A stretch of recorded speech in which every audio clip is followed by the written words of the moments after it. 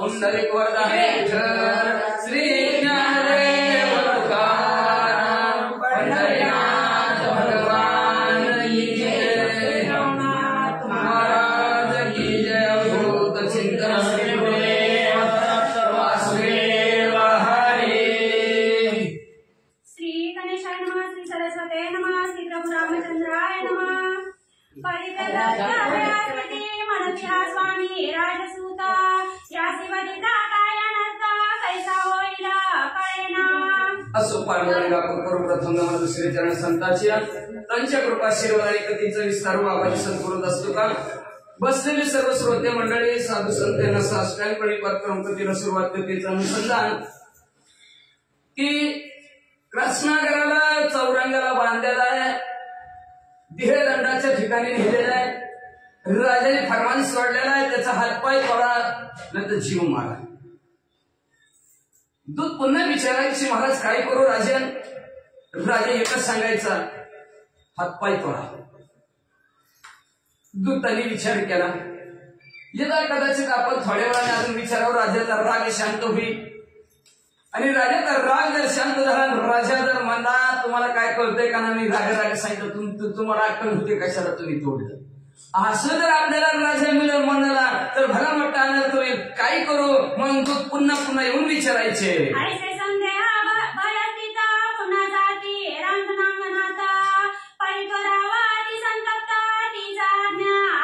असं मनात संशय झाला राग उतरला तर राजा आपल्याला मारा घ्यायचा नाही तुमच्यामुळे माझं पोरगं गेलं तुम्हाला कळत नव्हतं काय म्हणून पुन्हा विचारायला गेली राजान मृत्यूदंडाच्या ठिकाणी कृष्ण करायला उभा केलाय राजा पुन्हा तीच आज्ञा हात पाय तोडा त्याच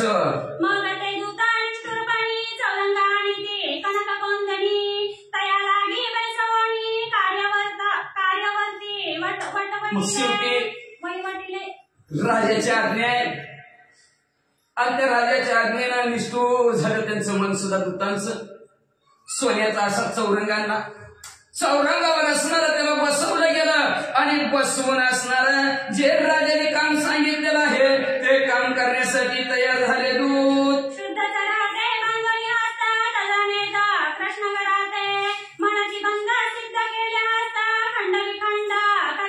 चौरंगाला बांधलं गेला सराट्याने हात बांध पाय बांध आणि पाय बांधल्यावर सुद्धा एक दूत गेला म्हणला राजन आता चौरंगाला घेऊन बांधलेला आहे तरी राजाची तीच आज्ञा हातपाय तोडा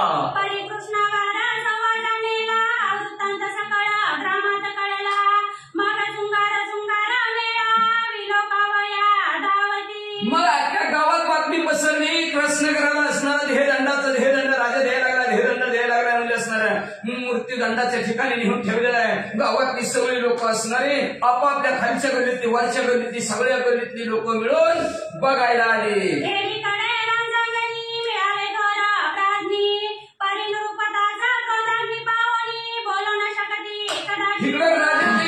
काय पोराला नाव तुम्ही काय कळतंय का नाही म्हणजे असलं सोन्यासारखं पोरगण त्याला म्हणजे असणार तुम्ही चौरंगाला बांधून त्याचा हातपाय तोडायला लागला म्हणजे असं भरपूर नेहमी लोक समजावून सांगायला लागले राजाला पण राजाचा राग काय शांत होईना गेला राजा राग तसाच राहिला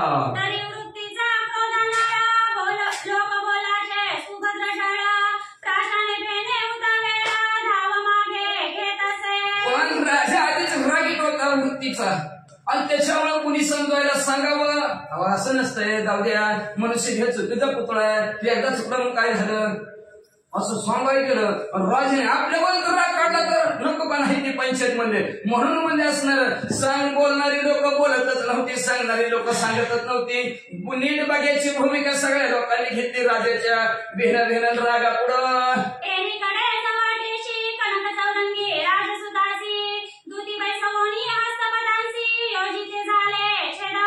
असणाऱ्या त्या बाजारच्या ठिकाणी चौरंगाला कृष्णगराला बांधलेला आहे आणि दूतांनी हातामध्ये तलवार घेतलेली आहे आणि कापण्यासाठी तयार झाले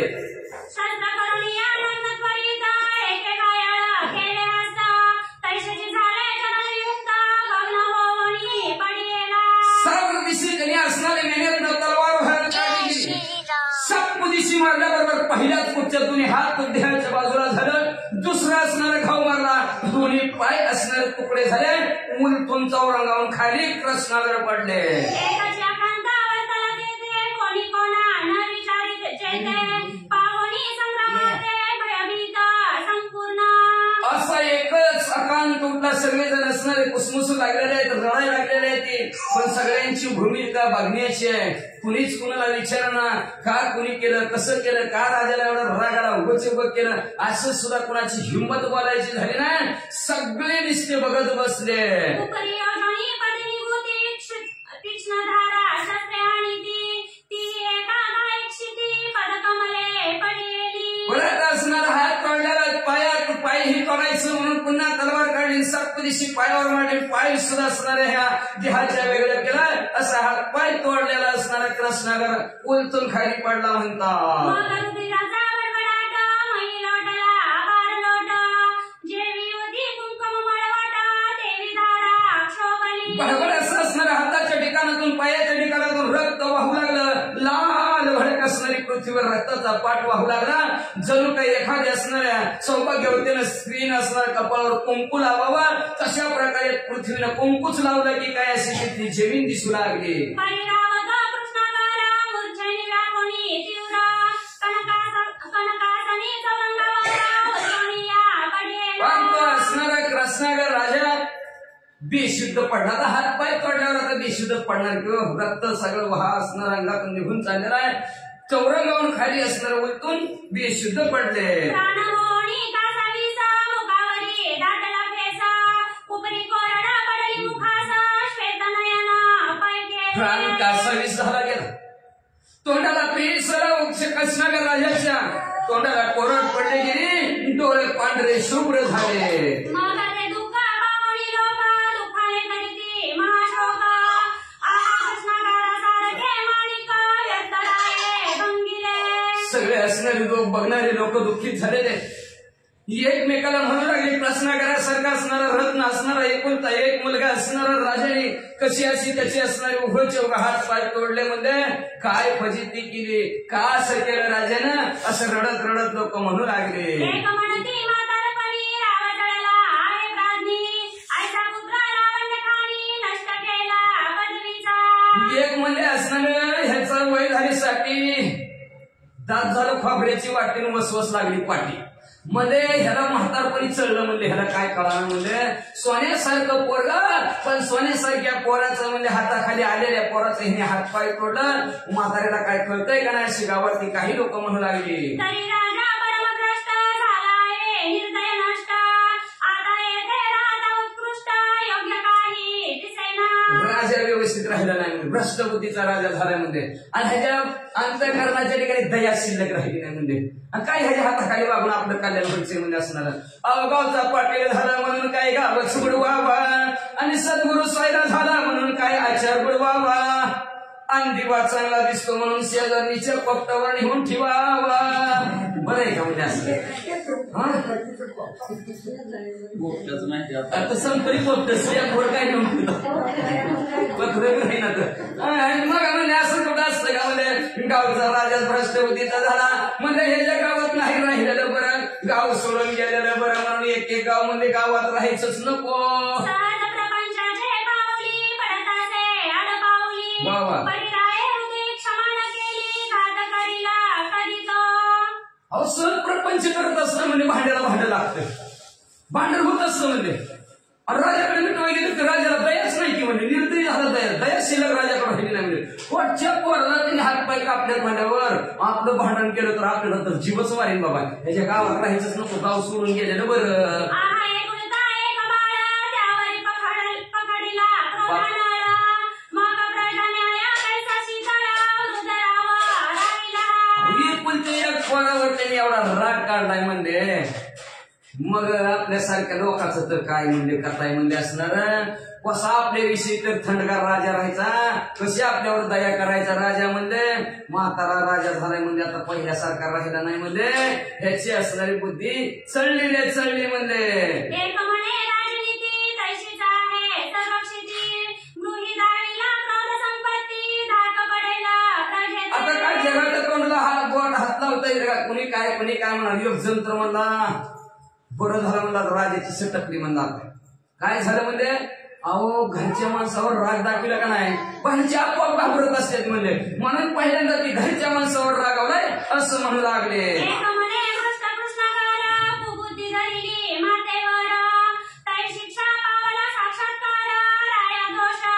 एक म्हणाला ती भ्रष्टबुद्धीचा कृष्णागर म्हणले आईवर नजर वागणे टाकायची असते का म्हणले त्याला कळत नव्हतं का म्हणले. बरं झालं राजाने त्याला शिक्षा दिली जागच्या जागेवर शिक्षा दिली म्हणजे असली म्हणजे असल्याला मारायलाच पाहिजे म्हणला. हे राजाने त्याला मारलं म्हणून राजाला काही सुद्धा दोष लागणार नाही असं एक एक म्हणायला लागलं.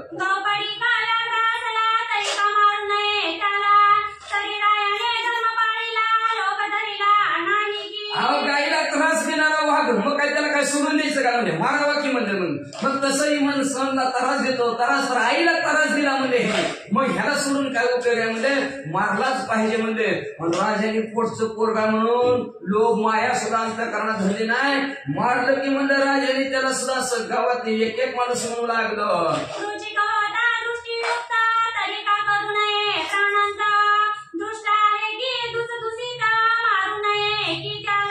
अहो म्हणजे असणारा तीन दिसलाय म्हणून जाऊ द्या जवळ जाऊ द्या इकडून जाऊ द्या. मूळ स्वभाव म्हणता राहिना प्राणी आपला मूळ स्वभाव कधी सोडत नाहीत. माणसं सोडतील विषय सोडा माणसाचा. माणसं सरड्यासारखी रंगवत गिरगिट असते. मी कुठं म्हणलं होतं म्हणते की लगेच आहे का नाही पण आपला स्वभाव सोडत नाही असणार. विंचू बघा किती असणार स्पर्श करत जेवढ्या वेळेस स्पर्श करत तेवढ्या वेळेस नांगे मारल्याशी सोडतच नाही. म्हणून विंचू दिसला की त्याला चांगला असो किंवा दुसदुषित असो दुष्ट असो किंवा कसला का असाना नांगीवर दिसले की त्याला मारायलाच पाहिजे. तसं राजाने म्हणलं ही वाईट असो किंवा चांगल्या प्रवृत्तीचा असो वाईट नजर टाकली नाही मारलाच पाहिजे.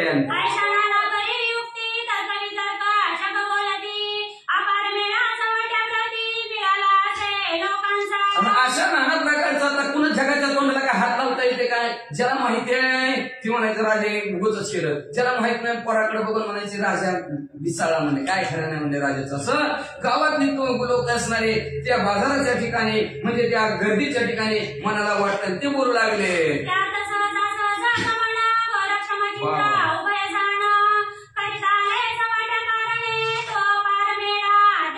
आणि असं सहज असणार तीर्थयात्रा करता करता ह्या कौंडण्यपुराच्या ठिकाणी गोरक्षनाथ आणि मच्छिंद्रनाथांची स्वारी आलेले. आता गर्दी दिसल्यावर माणूस थांबते इच्छा आहे का नाही काय बघून जाऊ भाऊ पुढं साधा गारोड्याचा खेळ असला माकडवाड्याचा खेळ असला तरी बघून पुढे जाऊ म्हणते ती माणसं. मग इथं म्हणजे गर्दी बघितली आणि कसं काय गर्दी झाली म्हणून मच्छिंद्रनाथ आणि गोरक्षनाथ तिथं थांबले म्हणतात. गर्भागिरी पर्वत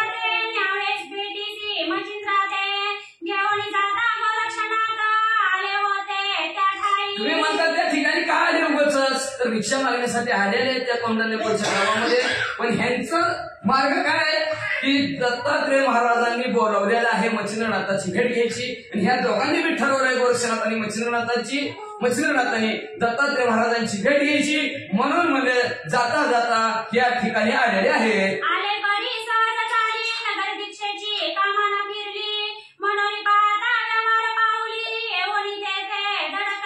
सहज म्हणजे असणारा गाव दिसलं गावात आपली पोटापुरती भिक्षा मागावी म्हणून असणाऱ्या त्या गावात आल्या. पण आता व्यावहारिक माणसं कसं असते गर्दी दिसते की थांबणार का बाबा गर्दी एवढी स्वस्त आहे काय ती मान म्हणजे आहे का नाही. मग तशा प्रकारचं म्हणजे असणार काय इथं बघावं म्हणून म्हणजे दोघंचे दोघं थांबलेले आहेत.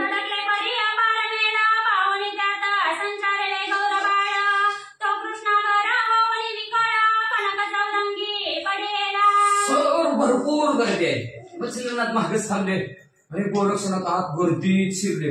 काय आता बघा आपल्या मागच्याला दिसत नाही म्हणून कसं तरी गर्दीतून घुसवून ती बघणार. मग गोरक्षनाथ आतमध्ये गर्दीत जाऊन बघितलं तर सोन्याच्या चौरंगावर हात पाय पडलेलं अवस्थेत मुलगा बघितला.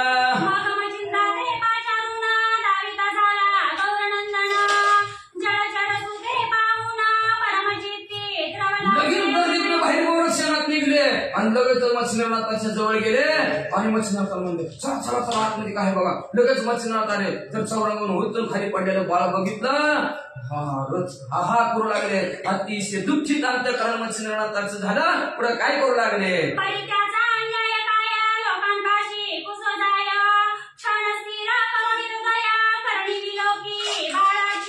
सगळ्याला विचारू लागले, अहो मला मी काय करतो म्हणे त्याच्यात हात पाय तोडल्यातलं. आता कोण सांगायला लागलं, त्यांनी वाईट नजरेने ऐकून बघायला लागला. ती चर्चा झाली ना सगळी गावात. सगळ्यांनी सांगितलं कारण मच्छिंद्रनाथाला. कोण म्हणायचं असं झालं की म्हातारा आहे, त्याला राग आला, राग कोणाचा हात पाय तोडलं. नाही एक जण म्हणते त्यांनी त्याच्या आईकडे वाईट नजरेने बघितलं म्हणून त्याचा हात पाय तोडलं. असं गावाच्या लोकांनी मग सांगितलं. मच्छिंद्रनाथ म्हणतात, काही लोक असं म्हणतात, काही लोक असं म्हणतात. कुणाचं खरं धरावं, कुणाचं खरं धरावं म्हणून अंतर्यामी दृष्टीनं मच्छिंद्रनाथांनी बाळाने काय केलं हे पाहू लागलं. काय दिसलं चित्र पुढे ऐका.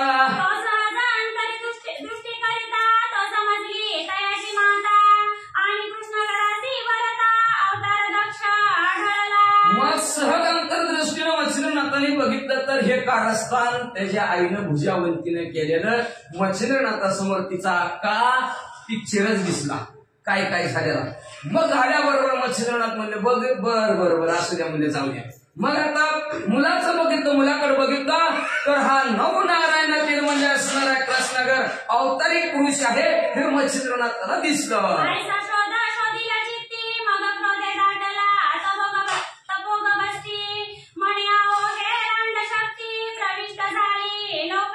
अवतारिक पुरुष आहे, देव माणूस आहे, कळलं गेलं असणाऱ्या मच्छिंद्रनाथाला अतिशय राग आला. रागाच्या भरात म्हणला असली भ्रष्ट बुद्धीची स्त्री नसलेली बरं असं मच्छिंद्रनाथाने चित्ताच्या ठिकाणी विचार केला. उगचौग असली शक्ती म्हणजे जगताच्या ठिकाणी प्रविष्ट झाली म्हणजे काहीही असणारे करायला लागलेत म्हणजे वाईट वक्त बोलून.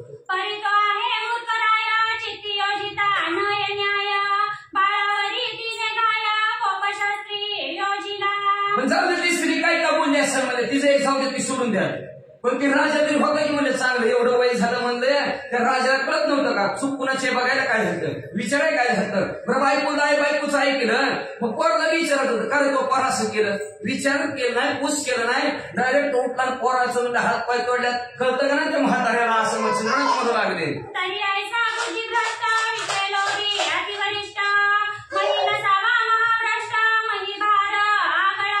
रागाला मच्छिंद्रनाथाला रागाच्या भरात म्हणजे असा विशेष सक्त माणूस आणि असा भ्रष्ट बुद्धीचा माणूस आणि त्यातल्या त्यात बायकोचं ऐकणार बाईबुद्धी. बाईबुद्धीचा माणूस पृथ्वी तळावर नसल्याला बरा हा म्हणजे खायला कर धरलेलं भार आहे.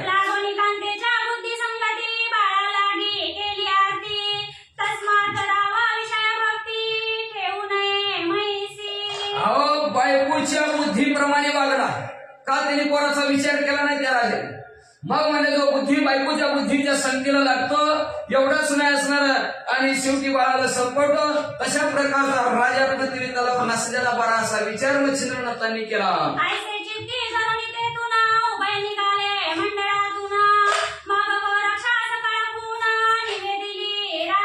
असं चित्ताच्या ठिकाणी धरलं मच्छिंद्रनाथांनी म्हणजे हे नसल्याला बरा म्हणजे खनिष्ठ भार म्हणजे पृथ्वीला म्हणजे मग दोघं असणारे त्या गर्दीतून बाहेर निघल्याबरोबर असणार.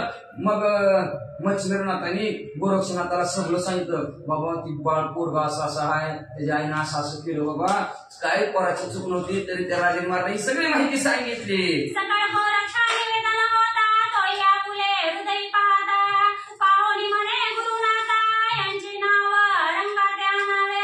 मग गोरक्षनाथ म्हणले खरंय का खोटं आहे म्हणून त्यांनी अंतर्यामी दृष्टीने बघितलं तर गोरक्षनाथाला ती भ्रष्ट बुद्धीची आईच आहे हे गोरक्षनाथाला कळल्याबरोबर गोरक्षनाथ असणाऱ्या मच्छिंद्रनाथाला म्हणजे आता आपण हेच नाव म्हणजे असणाऱ्या रंगात आणू.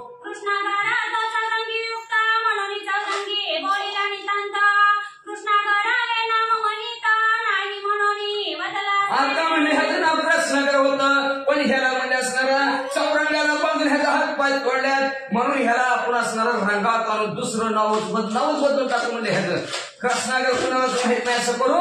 तिथून पुढे ह्याचं नाव चौरंगीनाथ ठेवू.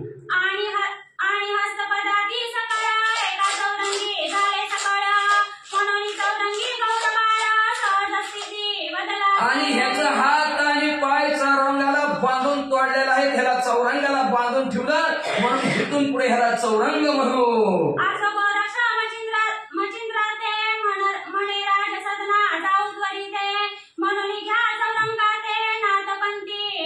मग सहज असणारे गोरक्षनाथ मच्छिंद्रनाथाला म्हणजे आता आपण जाऊ राजाकडे आणि त्या राजाला काय म्हणून माहितीये का मागणी मागायची तुमचं बाळ द्या म्हणजे आम्हाला आणि आपण म्हणजे असणाऱ्या त्या चौरंगीला घेऊन जाऊ आणि नाथपंथाची दीक्षा देऊन नाथपंथात मिसळू म्हणजे रामचंद्राय मच्छिंद्र म्हणे कर्मशासन रावणारी ते दुःख वादून मग न्यावा शिवानंदन नाथपंथी मिरवावया. मच्छिंद्र म्हणजे करून निघू आपण बरं का निघू पण आधी राणीला दुःख देऊ राजाला दुःख देऊ म्हणजे आपण आणि मग नाथपंथात असणाऱ्या चौरंगीनाथाला मिसळू असं मच्छिंद्रनाथ गोरक्षनाथांना म्हणले. गोरक्ष म्हणे हो नोयसे नेवादी चौरंगास पूर्णपणे नाथपंथास विद्यावर्ण करावा. गोरक्षनाथ म्हणजे तसं नाही आधी दुःख कशाला असणार आधी कशाला त्यांना दुःखी करायचंय आई वडिलांना तरी त्यांना आधी दुःख करायचं नाही आधी आपण चौरंगीनाथाला नेऊ परिपूर्ण विद्याभ्यासात करू आणि मग तयाची हाती रायासी दावावी प्रताप शक्ती आणि त्या रांडेच्या मुंडेप्रती ओपवावे. मग काय करू आपण शिक्षा करायची नाही आपण त्याला दुःख देण्यात मजा बी नाही काय करायचं परत पिढा परत दुःख पाप झालं ना ती आपल्याला दुसऱ्याला त्रास दिला आणि दुसऱ्याला दुःख दिलं म्हणजे आपल्याला पाप आहे पण आपण कधी इच्छा नाही म्हणजे त्यांच्यात कोणाच्या हातून त्यांना देऊ म्हणजे चौरंगीनाथाला विद्याभ्यासाच्या शास्त्रात प्रवेश करून नाथपंथाची दीक्षा देऊ आणि मग चौरंगीनाथाच्या हातूनच राजाला त्याचा प्रताप शक्ती दाखवू आणि त्या असणारे दीक्षा नाही राहते तिचं नाव भुजावंती त्या भुजावंतीला त्यांची ती काय शिक्षा करते तिचा मालक आपल्याला काय घेणं दे नाही म्हणते. तरी आता उपचार राया करू वागुत्तर मागून घ्या स्नेह परिवार चौरंगा ते महाराजा. मग आता काय करू आपण असणारं सौम्य आपलं शांत बसू म्हणले आणि राजाला म्हणून असणार राजाच्या दरबारात जायचं राजाकडून चौरंगीनाथाला मागून घ्यायचं आणि आपल्या बरोबर घेऊन जायचं असं गोरक्षनाथ मच्छिंद्रनाथाला म्हणतात. मग उभयांता राजा सदरी प्रवेश झाले महाराजा. मग गोरक्षनाथ असं म्हणल्याबरोबर मच्छिंद्रनाथ म्हणजे बरोबर तुमच्या म्हणण्यानुसार म्हणजे मग दोघं म्हणजे असणारे करदार भवनामध्ये गेले.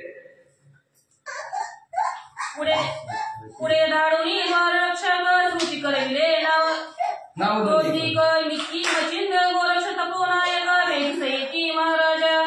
मग द्वारपाळ होता आणि त्या द्वारपाळाला सांगितलं जेव्हा राजाला सांगून या की तुमच्या भेटीसाठी तपांमध्ये श्रेष्ठ असणारे गोरक्षनाथ आणि मच्छिंद्रनाथ भेटीसाठी यायला लागलेले आहे. कोणी नाम मनी चंबळे भावार्थ प्रेम मनात म्हणे योग तुम्र वंद असती हरिहर. राजाने दोघांचं नाव ऐकलं मच्छिंद्रनाथ आणि गोरक्षनाथ अतिशय आनंद झाला राजाला म्हणला जी हरिहरा विष्णू परमात्मा भगवंताला आणि महादेव शिरा वंदनीय असणारे नाथ महाराज आपल्या घरात आलेले आहेत आनंद झाला.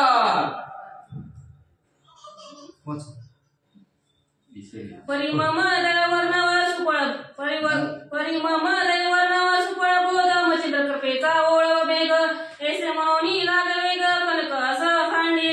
मग मला लागलं असणारा माझ्या घरात नशीब उजळलं भाग्य उजळलं म्हणजे का मच्छिंद्रनाथ रूपी असणारा मेघ म्हणजे ढग आमच्यावर असणारा अमृताचा वर्षाव करण्यासाठी आलेला आहे कृपेचा पाऊस पडण्यासाठी आलेला आहे आणि आमची इच्छा पूर्ण करण्यासाठी आलेले आहेत. साधू संत येती घरातोची दिवाळी दसरा अशा प्रकारचा आनंद राजाला झालेला आहे पण आपल्यात तसं नसतंय संत येती घरा माझा दरवाजा बंद करा तशा प्रकारची परिस्थिती नव्हती म्हणजे असणार आवडीला राजाने म्हणजे असणार महालामध्ये नेलं आणि सोन्याच्या सिंहासनावर मच्छिंद्रनाथाला गोरक्षनाथाला बसवलं.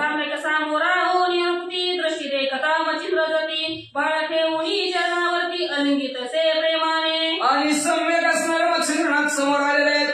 बघितलं गेलं राजाने उठला असणाऱ्या मच्छिंद्रनाथांच्या पाया पडला आणि मच्छिंद्रनाथाने प्रेमाने राजाला आलिंगन दिलं. म्हणे महाराजा अज्ञान गंगा अज्ञानपतिता बोधली गंगा पुळणी धीर पावल्या संगा कुशब्द पापनाशील.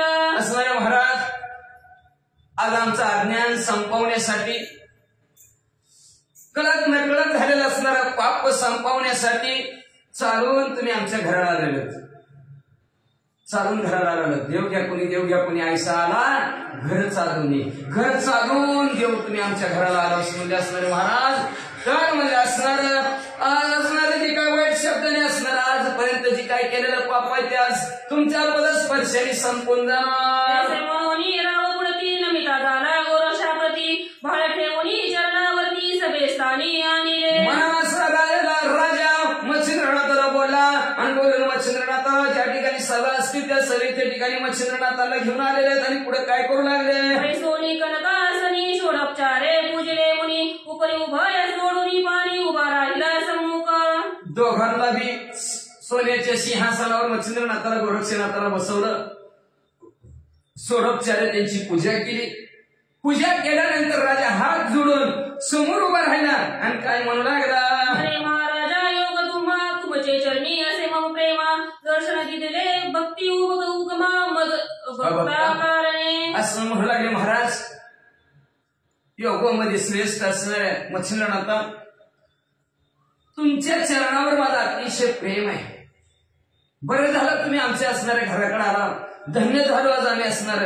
का तर आमच्या भक्तीचा उगम झाला म्हणजे भक्तीला सुरुवात झाली. नाहीतर आम्ही अभक्त होतावादी आम्ही भक्तीच करत नव्हतो. म्हणजे भगवंताचं नामस्मरणाचे चिंतन नाही. पण तुम्ही आल्याबरोबर आमच्या भक्तीचा उगम झाला भक्तीला सुरुवात झाली असं तो राजा मच्छिंद्रनाथाला म्हणू लागला.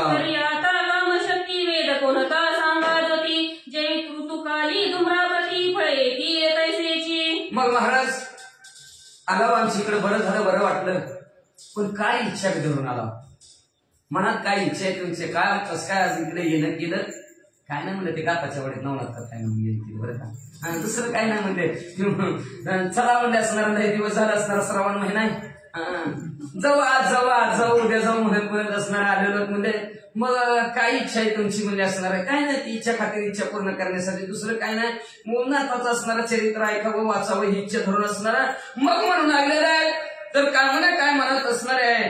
जशी ऋतुकाळी ज्या त्या झाडाला जी ती फुलं येतात तशा प्रकारे तुम्ही आमच्या इकडं आला. तरी चिच्छती उल्हासपणे अर्थ दावा मज कारण ते त्यावरील कामना पावन दुष्ट होईल. ऋतुकाळी झाडाला फुलं जशी येतात तशा प्रकारे तुमच्या मनातली जी काही इच्छा असेल तशी आम्ही असणारी पूर्ण करू. लवकर बोला. ऐसे बोलता नरेंद्र पाळ मच्छिंद्रची धुम्राचे फळ शब्दाच्या तुल्यला पिता सरसाळ चौरंगा भावी निघाले. आणि असं राजा बोलल्याबरोबर मच्छिंद्र रूपी असणारे चित्तरूपी झाड त्या झाडातून गोड अमृतासारखं फळ निघलं.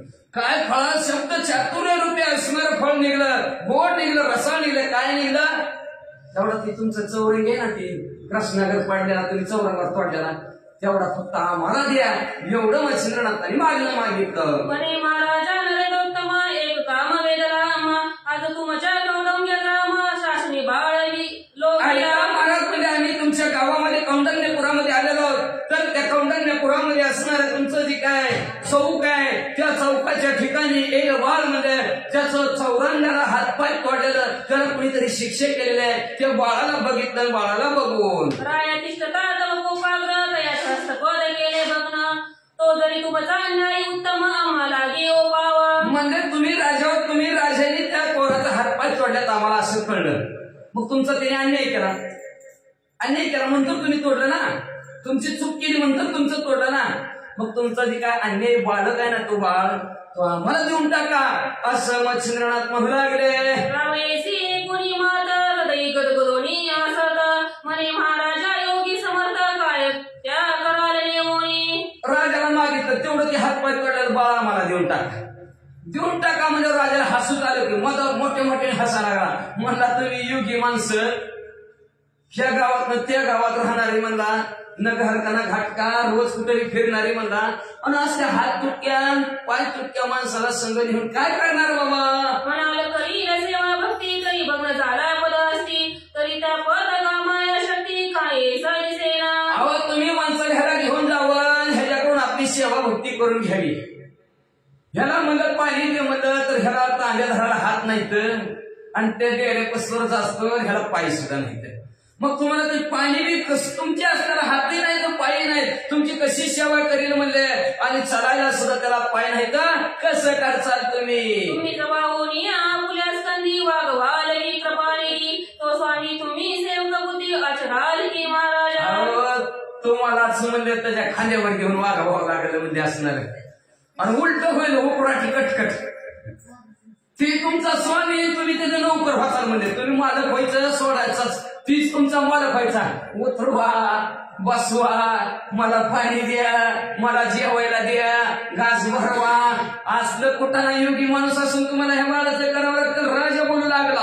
यावरी बोले मच्छिंद्रनाथ, तो सत्यपणे शक्ती की अशक्त, इतके वद की अमुचे अर्थ कासया तो पासी. त्याच्यानंतर मच्छिंद्रनाथ म्हणे, तुला काय धीरज नाही, खाऊच घाल पिऊच घाला, मला वजन म्हणून करा चाकरा, ती पुढचं बोलूच नका, बड्या बड्या वाका गप बसा जागेवर. म्हणजे तुम्ही फक्त एवढं मला सांगा, आमच्या आम्ही जाणून ती ताकदवान आहे का लिचकीचा आहे का, त्याला पाणी द्यायला येईल नाही द्यायला येईल, सेवा करता येईल नाही करता येईल, ते आम्हाला पुढचं सांगू नका. फक्त बाळाला देता का नाही एवढं बोला. ऐसे बोलता मच्छिंद्र गती अवश्य म्हणे, शासांग नृपती घेऊन जावे आवडल्या चित्ती सिद्ध संकल्प महाराजा. असं मच्छिंद्र बोलल्याबरोबर राजा म्हणला, हो का तुमच्या चित्ताला आवडलंय ना बाळ, बिनधास्त घेऊन जावा म्हणला राजा. ऐसे बोलता जरा पाळ उठून आले तत्काळ, परोपकारी अधिक वाळ चौरंगापाशी पातले. अशा प्रकारचा राजा बोलल्याबरोबर राजापासून मच्छिंद्रनाथ गोरक्षनाथ लगेच उठले. जिथं बाळाला कापलेलं होतं तिथं आल्याबरोबर परोपकारी म्हणून धर्मजाग सदैवाचा बा परोपकारी. जगायचं तर थोडं तरी जगाचं, जगासाठी जगायचं, थोडा तरी परोपकार करायचा जन्माला आले, नाहीतर काय उपयोग नाही, तर आला तसा गेला काहीच उपयोग नाही. दुसऱ्यावर परोपकार करणारा ती कनवाल असणारे मच्छिंद्रनाथ त्या चौरंगाजवळ पोहोचले. चौरंगी युक्त ही भुवसूत नेऊन आपले शिबिरात हस्तपाद तळविले. लगेच चौरंगासहित त्याला तसंच उचललं. आपलं आता शिबिर त्यांचं जिथं जाईल तिथं तंबू म्हणायचं आपल्या भाषेत, ठोकलेला असायचं गावाच्या कडेला. मग तिथं असणारे गेल्या आणि गरम तेल केलं, त्या गरम तेलामध्ये ह्याचा हात आणि पाय मी हल्ली उचलून दिलं आणि त्याच्यात ती तळून काढलं. येथे श्रोते कल्पना घेती, जीवा जीव करीती जती, त्यांनी चौरंग हस्तपदाप्रती स्नेहकडी का तळविले. श्रोते मंडळी मला तर कल्पना घ्यायला म्हणजे असणारे, मेले माणूस जिथं उठविलं, मेलेल्या माणसाला जिवंत करण्याची ताकद ह्यांच्यात आहे. संजीवनी नावच्या मंत्रात इतर मेलेला नुसतं हातपाय तुटलेला आहे, मग ह्याला जिवंत ह्याला हातपाय ह्याला तोडता आलं नसतं का? ह्यांनी तेलाच्या तळे का कळलं पोचा निर्जीव पुतळा नृत्य करीती, तेथे मिरविले गैनीनाथ, मग हस्तपदा निमित्त काय आवश्यक झाले. काय शक्य त्याला हातपाय जोडायला म्हणले. त्यांनी चिखलाच्या गोळ्यात माणसाची निर्मिती केली. गैनीनाथाचा जन्म गोरक्षनाथाच्या हातून झाला म्हणले. मग त्याला ह्याचा हातपाय जोडता येत नव्हतं का? फिरपणा म्हणलं की चिपकायचं नाही, तर शिष्ट लोक आहेत ह्यांनी ऑपरेशन करून टाकलं असतं म्हणजे. काय अवघड म्हणजे त्याला काहीच अवघड नव्हतं म्हणजे, पण त्यांनी डायरेक्ट तेलाच्या कडे ठेवून कळलं. तरी कवी म्हणे पुढील कारणे होते म्हणून मच्छिंद्राने लोकडिया स्नेहितले पदस्थ. पण कवीवरी असणारे महाराज मालूजी म्हणू लागलेले आहेत, पुढचं कार्य मच्छिंद्रनाथांनी सांगितलं होतं. पुढचं भविष्य जाणून म्हणजे त्या गरम तेलामध्ये असणाऱ्या म्हणजे तेलाला आग लावली कढईत खाल्लं आणि ती अग्नी म्हणजे अग्नी लावून कढईला म्हणजे असणार उकळून दिलं तेल, त्या उकळत्या तेलातून हात पाय तळून काढले म्हणतात. पूर्त करोनी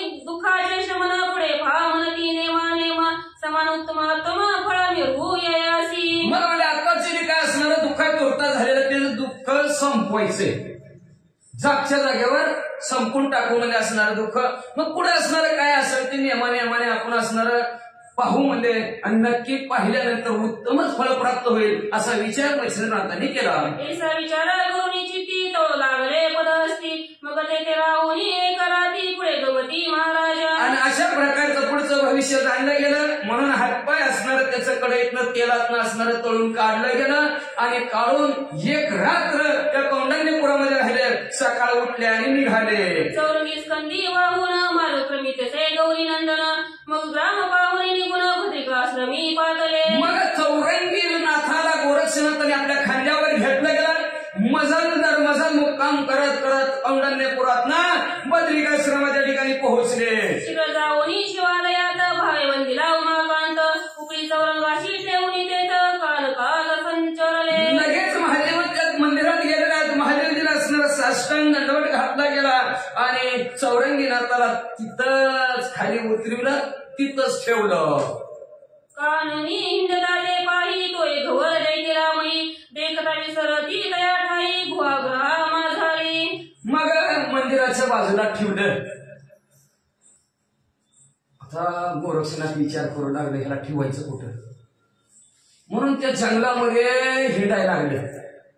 हिंडता हिंडता एक गुहा असणारी त्या जंगलामध्ये गोरक्षनाथाला दिसली.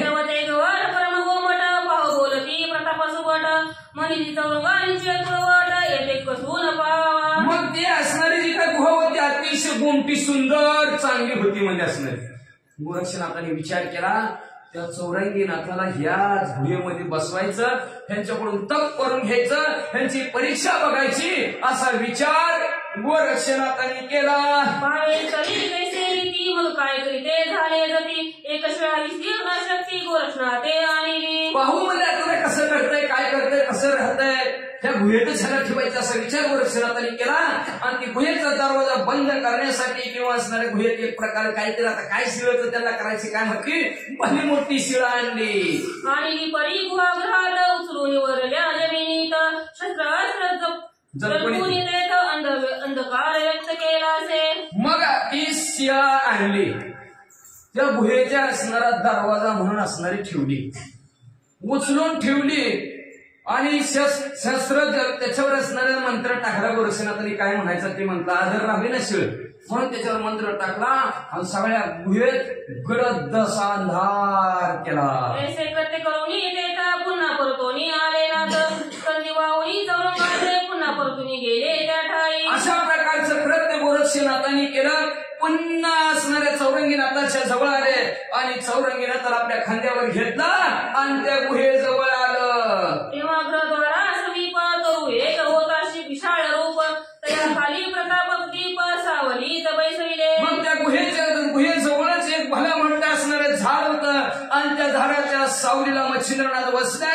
पुढे गोरक्षनाथ काय करू लागले, बैसले परी गोरक्षासी मच्छिंद्र म्हणे भावोद्देशी अनुग्रह चौरंगासी या ठाई उपावा. बसलेले आहेत मच्छिंद्रनाथ, पण मच्छिंद्रनाथाने गोरक्षनाथाला सांगितलं, बाबा ह्या झाडाच्या सावलीला म्हणजे आणि ह्याच गुहेच्या ठिकाणी ह्या चौरंगीनाथाला तुम्ही अनुग्रह द्या, उपदेश करा. ऐसे बोलता मच्छिंद्रनाथ गोरक्षवत असे उत्तराते मम अनुग्रह तपासणीला लाभ होत असे महाराजा. असं मच्छिंद्रनाथ म्हणल्यावर गोरक्षनाथाने म्हणजे असणार माझा अनुग्रह देवता म्हणतो तुम्ही, पण तप केल्याशिवाय माझा अनुग्रहाचं फळच प्राप्त होत नाही. म्हणजे तप करावं लागतं म्हणजे आधी मी काय तुमच्या नाही डॉक्टर हात ठेवला की झालं म्हणजे मला नाही, मला माझा आशीर्वाद लागण्यासाठी अनुग्रह देण्यासाठी आधी तप करावं लागतं म्हणजे. तरी चौरंगाचे अनुष्ठान पूर्णस्वरूपी मी पाहिन मग प्रसन्न चित्ते देईन अनुग्रह महाराज. तर मी चौरंगीचं अनुष्ठान कशा प्रकारे असेल, काय चौरंगी करल, पूर्ण स्वरूपाला मी आणेन. आता ती रूपात आहे, स्वस्वरूपाची जाण त्याला करून देईल. कोण आहेस तू, कुठून आलास आणि कशासाठी चालास हे त्याला ज्यावेळेस कळल त्यावेळेस मी त्याला अनुग्रह देईन. अशा प्रकारचं गोरक्षनाथ म्हणले. जैसे बोलता वरदयुक्ती मच्छिंद्र म्हणे बलविनी नीती तरी आई ठाई चौरंगाप्रती तपा लागी. अशा प्रकारचं गोरक्षनाथ म्हणल्या बरोबर मच्छिंद्रनाथ म्हणले बरं बाबा तुझ्या मनाने. मग म्हणजे बसव बाबा तपश्चर्याला. गोरक्षनाथ म्हणजे ह्याच गुहेमध्ये तपाला बसवतो. श्री गणेशाय नमः, श्री सरस्वते नमः, श्री सद्गुरे नमः. ऐसे म्हणून गोरक्षासी पुसता झाला चौरंगासी हे बाळा तू पूर्ण तपासी बसतोसी की कया.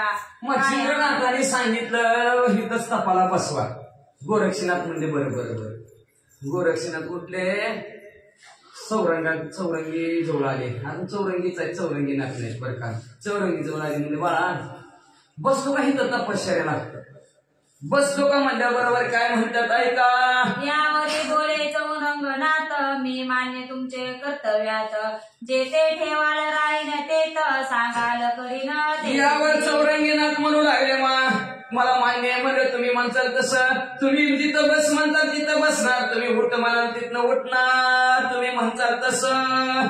परी एक मागणी आहे ते तुम्ही जावे कोण्या देशाते परी प्रतिदिनी माझा हेत कुमदृष्टी रक्षावा. पण माझं असणारी एक मागणं आहे तुमच्याकडं.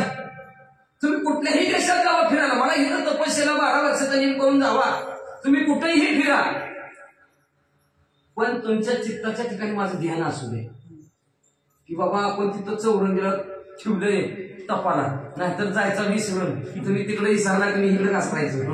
ऐका नाही, अवघड परिस्थिती होती. विसरू नका मला म्हणलं, जसं म्हणजे असणार क्रमदृष्टीनं पहा माझ्याकडे. कृमीदृष्टी असणाऱ्या जी काय कासव असतं, कुर्मदृष्टी म्हणजे कासवासारखं पहा. काय होत असतं माहितीये का, कासवाने कासवाच्या पिल्याकडे बघितलं की पोट भरतं त्यांचं आपोआप. आणि ज्या दिवशी कासव आपल्या पिल्याकडे बघत नाही त्या दिवशी त्याचं पोटच भरत नाही, त्या दिवशी उपासच असतं. आपल्यासारखं स्तनपान कासवामध्ये नाही. कासवाने त्या पिल्लाकडे बघितलं की पोट भरलं जातं. तसं तुम्ही कुठून बी माझ्याकडे फक्त चित्ताच्या ठिकाणी चौरंगीला हित बसवलं, फक्त माझ्याकडे ध्यान असू द्या, माझं हित कल्याण झालं म्हणून समजा, असं चौरंगीनाथ म्हणतात.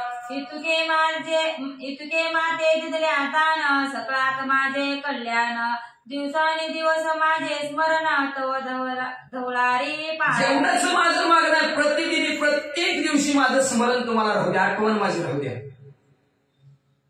आठवण राहू द्या. तुम्ही जर माझी जर आठवण ठेवली ना तर फार बरं होईल. मला एवढंच दान द्या, काही सुद्धा दान मला नको, असं चौरंगीनाथ गोरक्षनाथ म्हणतात. तुम्हासे होता माझे स्मरण त्या कृपे होईल माझे पोषण जैसे कुर्मदृष्टी करून बाळा लागी पोषित असे. अहो तुम्हाला माझं ध्यान झालं तिकडं की माझं इकडं पोट भरल्यासारखं होईल, माझं पालन पोषण होईल.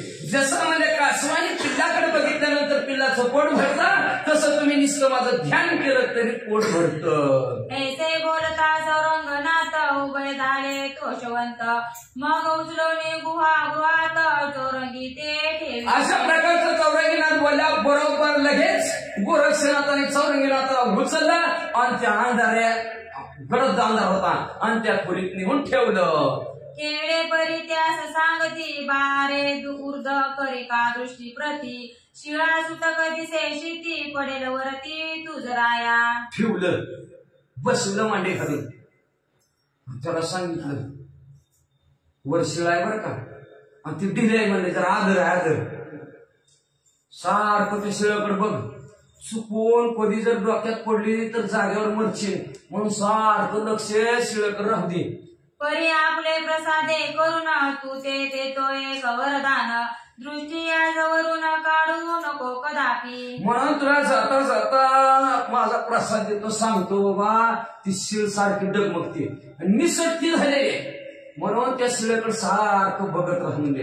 का जर वर्ण जर सुटली आणि असं करूस तर तंदिशी जर डोक्यात जर पडली, जरी दृष्टी किंचित चूर होता पडेल अंगावर, प्राण सोडून जाशील शरीर चूर्ण होशील रांगोळी. जरा जर नजर चुकली, नजर हटली, दुर्घटना घडली. नजर हटली की दुर्घटना झाल्याशिवाय राहत नाही, म्हणून नजर हटवू नको बाळा तुझी. त्याच्यावर नजर जर हटली आणि शिळा जर पडली, पडल्याबरोबर तुझ्या ध्यानातनं तुला प्राण सोडून जाईल आणि तुझी रांगोळच होईल बघ बाळा. दृष्टी काढू नको शिळेवरची. मग पुढील कार्य साधेपर्यंत सकळ राहिले नरदे हात तरी जतन करून शरीरात हिता पुढे जोडी का. आपलं पुढचं कार्य साधेपर्यंत ज्याच्यासाठी आला ते कार्य करेपर्यंत नरदेहाला सांभाळलं पाहिजे, नाहीतर आला तसा गेला काय उपयोग नाही असणार.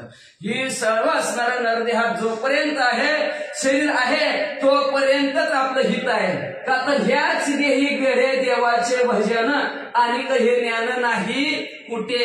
फक्त ह्या देहाला आल्यानंतर देवाचं भजन करा, नामस्मरण करा, चिंतन करा, मोक्षाला जाऊ, बाकीचं ध्यान कुणाकडेच नाही, ज्ञान कुणाकडेच नाही. म्हणून जोपर्यंत शरीर आहे तोपर्यंत हित ते करावे देवाचे चिंतन. मग एक मंत्र सांगून काणी मने करी याची सदा गोपनी येण्याची सर्व तपा लागुनी प्राप्त होशील पाडसा. मग आपलं हित करून घ्या, हित करून घ्या म्हणल्याबरोबर कानात एक असणारा मंत्र सांगितला, श्रीराम जय राम जय जय राम. हा मंत्र असणाऱ्या कानामध्ये सांगितलं, ह्याचा जप करत राहा म्हणजे तुझं तप पूर्ण होईल. मग वर्ष जाऊन उत्तम फळाचे तया सामोरे आणून केली हा म्हणे हे फळ भूषिणी निश्चिते पूर्ण तपाचरिका मग गोरक्षनाथाने उत्तम असणारं फळ त्याच्याजवळ आणून ठेवली आणि मध्ये चौरंगीनाथा भूक लागली की असणारी फळं खायची आणि तपश्चर्या पूर्ण करायची. करी आणि कराया तू ते दृष्टी रक्षावी जीवितवी निमित्ते मंत्र जपावा तपोअर्थ फळे भक्षावी एकाच वेळेस तिने बी कामं करायचे बघ रे बाबा. जीव राखायचाय, जीव सांभाळायचाय, म्हणून शिळावर लक्ष द्यायचंय, तप करायचंय 12 वर्षाचं, म्हणून श्रीरामजी जरा मुखाने म्हणायचंय. 2 कामं झाली. आणि 3रं काम काय बाळा, भूक लागली की ही फळं खायची. अशी 3 कामं गोरक्षनाथांनी सांगितली. ऐसी त्रिविद्या गोष्टी तू ते सांगितली परी रक्षी जीविते तो आम्हा लवकरी करून तीर्थार्थ तुझ पासी घेऊ. अशा प्रकारच्या 3 गोष्टी तुला सांगितलेल्या व्यवस्थित त्या गोष्टी असणाऱ्या पाळकर रक्षण जीवाचं कर्ममध्ये आम्ही असणार तीर्थयात्रा करायला चाललेलो. लवकरात लवकर तुझ्या जवळ माघारी येतो. तोपर्यंत ह्या 3 गोष्टीला विसरू नको रे बाळा. ऐसे सांगून चौरंगासी बाहेर निघे गोरक्षेसी शिळा लावणे गुहाद्वारासी बंधन केले. अशा प्रकारचं चौरंगीनाथाला गोरक्षनाथांनी सांगितलं. त्या गुहेच्या बाहेर गोरक्षनाथ आलेले आहेत. लगेच ती मगाशी आणलेली शिळा दरवाजा म्हणून गुहेला लावली. दरवाजा गुहा बंद केली. या उपराती तपाचार शक्ती चामुंडा स्मरण लावणी चित्ती तव त्या स्मरता येऊन शिती गोरक्षाते लगेच असणार तिथं तपश्चर्या आतमध्ये चौरंगीनाथ बसलेले गोरक्षनाथांनी भस्माची मुठी काढली आणि भस्माची मुठीवर म्हणजे चामुंडाचा मंत्र टाकला. लगेच कोटी चामुंडा हजर समोर गोरक्षनाथाच्या वर हात जोडून काय म्हणतात, म्हणती महाराजा योग्योत्तमा कामना उद्देली कोण तुम्हा तैसाची अर्थ सांगून आम्हा स्वतः लागी. महाराज तुला आम्हाला कशासाठी बोलवलेलं म्हणजे काय इच्छा आहे, काय काम आहे म्हणजे लवकरात लवकर सांगा. तुमचा स्वार्थ साधून घ्या. अशा चामुंडा म्हणू लागल्या. हे म्हणे ओ शुभानंदी मम प्राण आहे या स्थानी तरी तयाचे शुद्धे लागुनी नित्य फळे. शुभानंदी म्हणजे चामुंडांनो ह्या गुहेमध्ये माझा जीव की प्राण आहे, माझा प्राण आहे. तर ह्या प्राणाचं रक्षण करण्यासाठी आणि त्याची भूक भागवण्यासाठी तुम्ही म्हणजे ह्या वनातून रोज फळं आणून द्या आणि आणावी परी गुप्तार्थ फळे ठेवावी त्या नकलत शिळे उचलून जावे करीत नित्य फळे ओपावी. तुम्हाला सांगतो त्या माणसाला न कळता गपचीप घ्यायचं नाही तर पाय किती दाना जे पत्र हातात एवढं दाना आणून देते आणि म्हणलं की गपचीप जायचं, गपचीप दरवाजा उघडायचा, गपशिळा करायची, फळं ठेवायची, गपचीप निघून जायचं. असं रोज काम करायचं. ऐसे सांगून चामुंडेची चालते झाले तीर्थवासी सहज चाली चालता म्हैसी गिरणावर पर्वती पोहोचले. अशा प्रकारचं असणारा चामुंड्याला गोरक्षनाथांनी सांगितलं गेलं. मग श्रीनाथाला बरोबर घेतलं. मजल करत मुक्काम करत गिरनार पर्वतावर दत्तात्रय महाराजांच्या दर्शनाला पोहोचले. चामुंडा सकळ उत्तमानुनी देती फळे शिळा उचलून उता वेळ काननाथ सांडिती. मग इकडं म्हणजे असणाऱ्या चामुंडा रोजच्या रोज त्या वनातून सुंदर असणारी फळं आणू लागलेल्या. हळू दरवाजा उघडायचा, आतमध्ये फळ टाकलायचं, बाहेर निघून जायचं. सांडिती परी कैसे रीती गुप्त सेवा करून जाती परी चौरंगी माझती शिळा भये दाटला. मग बघा सोडायला लागले ती फळं गपचीप आणून द्यायची. सेवा गुप्त सेवा करू लागले. आपल्या नाव पुकारून दोनदा पुकारून आहे का नाही. काय सेवा गपचीप सेवा काय असेल त्याला म्हणायचं गुप्त सेवा. बरं का गपचीप नाताला कळत असेल की महाराजांना कळत असेल सेवा केलेली. गपचीप सेवा दिसणारी करू लागल्यात. आपलं नाही नाव लौकिकासाठी सगळं चाललं. नाव बाबा म्हणून चाललंय नाही तसं नाही पाहिजे. कळलं नाही पाहिजे असणार कुणाला. गपचीप असणार रोज फळं आणून देऊ लागलेलं आहे आणि देता ती आणून देत आहे. पण शिळेच्या भीतीनं चौरंगीनाथाचं लक्ष फक्त शिळेवर. मनात म्हणे गुरु वचन की शिळा गेल तुझा प्राण म्हणून दृष्टी या कारण अखंडित रक्षावे. म्हणजे गुरुनं सांगितलंय शिळेवर लक्ष ठेव. शिळ निसटती आहे. शिळ जर निसटली डोक्यात पडली तर मरशील बाबा असं गुरुनं सांगून ठेवलंय. म्हणून सारखं लक्ष शिळेवर. चित्ती दृष्टी ठेवी शिळे प्रति मुखी नाम मंत्र युक्ती आराधित सर्वदा. मनाकडे असणारी आपली दृष्टी त्यांनी शिळेवर ठेवलेली आहे. सीळ सुटली की संपलाय. बघा काय असणार बघा, म्हणून असणार शिळेला फार महत्व आहे. म्हणून सील कधी माणसाने विकून सील कधी सोडू नये. वागणूक आचार बिघडला, विचार बदलतात आणि विचार बदलले की आचार बदलतो. म्हणून सगळं बिघडलं जातं. म्हणून सील असणारं लक्षात ठेवायचं. एकच असणारं लक्ष आहे, शिळेकड लक्ष आहे, मुखाने असणारं मंत्र आहे. आणि अशा प्रकारची आराधना चौरंगीनाथ करत बसलेले आहेत. श्री गणेशाय नमः, श्री सरस्वते नमः, श्री सद्गुरुभ्यो नमः. परी त्या शिळेच्या भये करून खाऊ विसरला फळा कारण किंचित वायूचे होता गमन तोची आहार करीत असे. एवढं लक्ष शिळेकडे दिलं. आपल्या ध्येयापर्यंत पोहोचायचंय तर लक्ष पाहिजे व्यवस्थित. ड्रायव्हर गाडीत आहे, ड्रायव्हरचं लक्ष जर विचलित झालं, तर कसं काय मग खेळ संपला. ड्रायव्हर सहित सगळ्याचा खेळ संपला जातो. म्हणून असणार त्या शिळेच्या भीतीने म्हणजे असणार फळं खायचे असणारे विसरलेले आहेत आणि फळं खायचे विसरले. किंचित थोडासा वारा त्या फटीतून येत होता, तेवढाच वारा असणार आतमध्ये आणि त्याच्या वेळेस तोच आहार म्हणून असणार खाऊ म्हणजे आहार म्हणजे जेवण म्हणजे असणार पालन पोषण पोटाचं. तेवढंच म्हणून गोरक्षनाथ राहू लागले, चौरंगीनाथ राहू लागले. शिळेवरती सदा दृष्टी परे उर्ध्व भाग्यो पिली दृष्टी अंग हलवे ना मही पाठी अर्थ काही चालेना. शिळेवर सारखं दृष्टी ठेवलेली, सारखं शिळेकडेच बघत आहेत. वर ठेवलेले अंग हलवायचं म्हटलं तरी हाला नाही गेलं. आता अंग हलवायचं म्हणलं तर अंग असं हल्लं, असं बघितलं असं हल्लं, अंग हल्लं. काय करावं? अंग हल्लं की नजर हटती. काय करावं? जागच्या लेवला अंग सुद्धा हलवी नात. जरी करावे चलन वलन नेन दृष्टीसी चुकुरापण आले आशिला घेईल प्राण म्हणून हाले ठायते. जरा म्हणलं ह्या मांडीवर व्हावा म्हणलं. ऐका ना, सारखं असं बघत असं व्हावा म्हणलं तर नजर शिळेवरची हटली आणि शिळेवरची नजर हटली की शिळा डोक्यात पडते आणि शिळा प्राण घेतल्याशिवाय राहत नाही. म्हणून हा लाना सुद्धा गेलं जागच्या जाग्यावरच पुतळ्यासारखं टॅचू वाचा.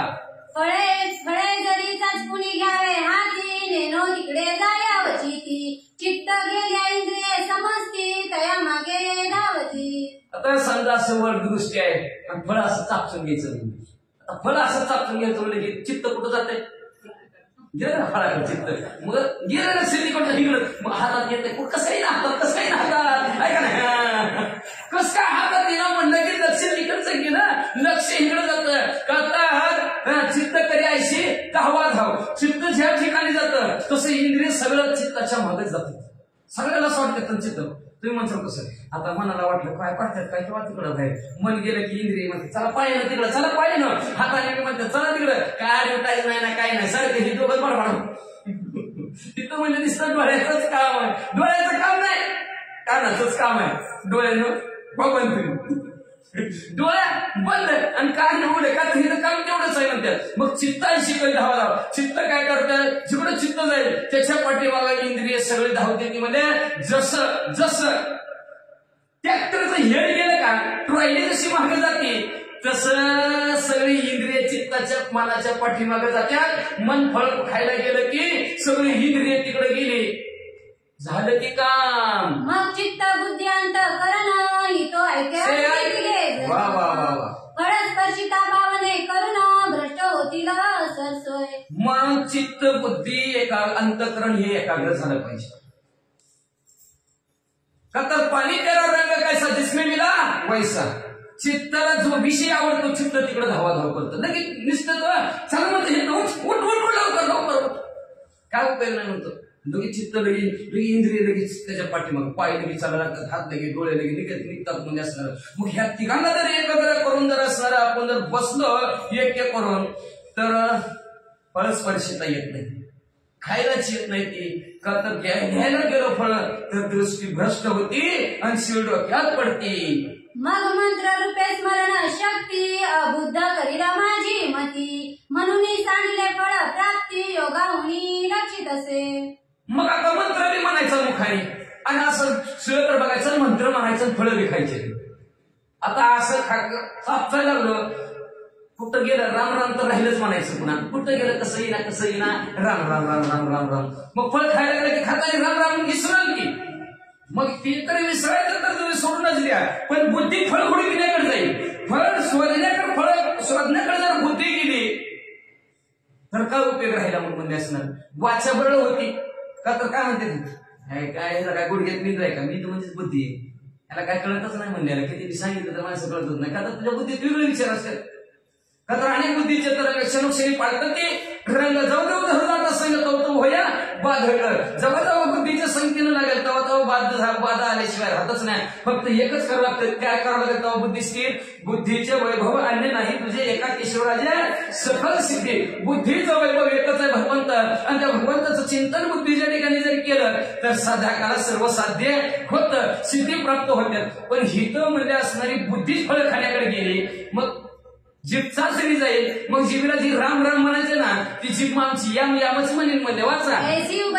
कांचनी करून आटत चालले रुधिर प्राण परिते रुधिर मांस भक्षून आटत आहे तव सत्य. अशा प्रकारे असणारी चाचणीच लागली. शिवी पडते काय की राम राम सोडायचंच नाही. ह्या दोन्ही कार्यामुळे म्हणजे असणार खायचं विसरल्यामुळे सगळं मांस रक्त आटत आटत आटत असणार शरीरातलं चाललं म्हणले. रुधिरा मांसा लागून भक्षित भक्षुनी उदकमय करीत शेवटी चित्तासी हरित भक्षिणा करीत असे.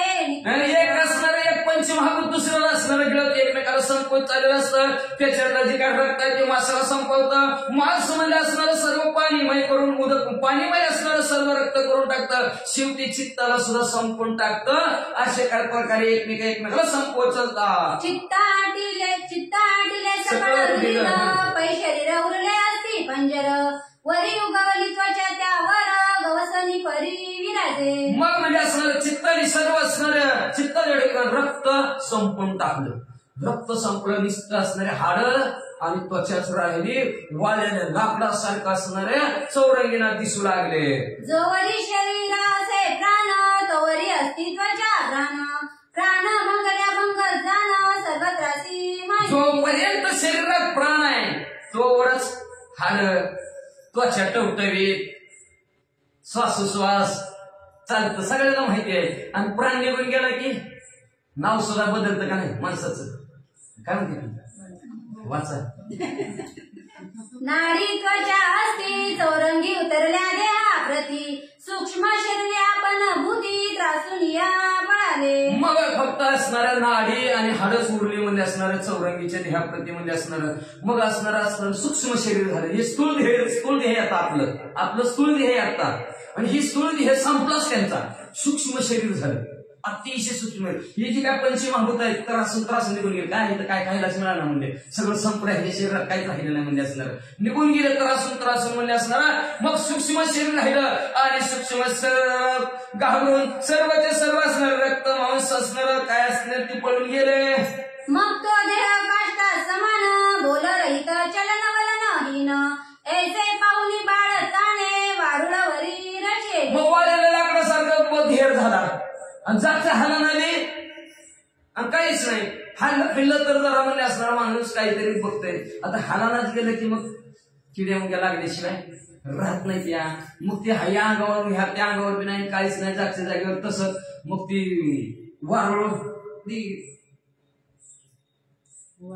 वाळवी ती वाळव्या लागायला सुरुवात झालं. देहावर त्या वाळव्याने वाळून रचलं आणि वारुळाच्या आत्म सुद्धा श्रीराम जय राम जय जय राम. मग तितुक्या दृष्टी हरल्या प्रति मुखी ध्वनी मंत्र शक्ती तितुके उरे मगर निश्चिती जिकडे तिकडे झालीसे. मग अख्ख्या अंगावर वारुळ रचलं.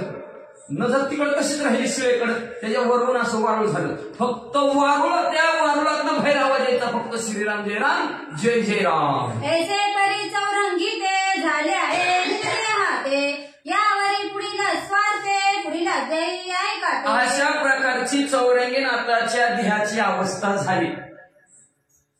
ठाईचं बैसोली काळा एकचित्र आनंद अरे आळ वा वा ऐका नाही अवघड आहे काय कसं व्हायचं वाढवलंच तर कवा व्हायचं आपल्या अंगावर वाढून तर भगवंताचं नामस्मरण आहे इथं एक दिवस करा म्हणलं तरी किती वाजले बघा झाला हे म्हणजे ऐका नाही अशा परिस्थिती आहे एवढं असणार काम करावं लागणार आहे जोपर्यंत शरीरात प्राण आहे तोपर्यंत भगवंताचं नामस्मरण सोडलं वारू अंगावर चढलं तरी असणार भगवंताचं नामस्मरण सोडलं नाही म्हणजे आता पुढे काय झालं पुढच्या अध्यात आहे का म्हणतात हा ग्रंथ नवरत्नहार आणि वैडूर्य स्वदेशाकार तुम्हा श्रुती शृंगार धुंडी सुतर तरी हा ग्रंथ असणारा नवरश्रुती हार आहे तर हार मध्ये असणारा वैडरवंत मनाने असणारा ते वैडुर्य म्हणण्यासारखा तेजस्वी आहे आणि हा तेजस्वी हार मध्ये असणाऱ्या श्रोते मंडळी शिवून दिसावं म्हणून असणाऱ्या श्रोते मंडळींसाठी असणारा नवा हा नवरसांचा